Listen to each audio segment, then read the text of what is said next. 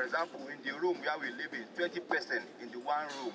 Sono arrivati in 60 questa mattina accompagnati dalle associazioni di sinistra per protestare contro la gestione dell'accoglienza in provincia ed in particolare contro il CEIS di Vittorio Veneto che li accoglie. Nelle loro mani cartelli con gli slogan che ripercorrono e riassumono le difficoltà che hanno passato per raggiungere l'Italia.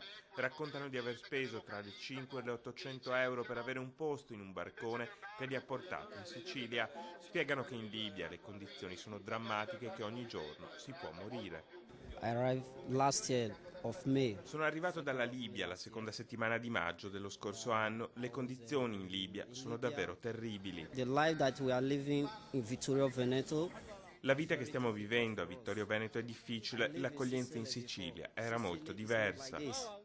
When you are in Libya you can die at any time. Quando sei in Libia puoi morire in ogni istante, puoi morire ogni giorno. Too many people in houses, around 17. Siamo troppi in una casa, circa 70 o 50 persone in una casa, anche curarci in queste condizioni diventa un problema. No urgency is taken. Una manifestazione sorvegliata da un nutrito schieramento di forze dell'ordine, polizia, carabinieri e vigili urbani hanno presidiato ogni angolo di Piazza dei Signori.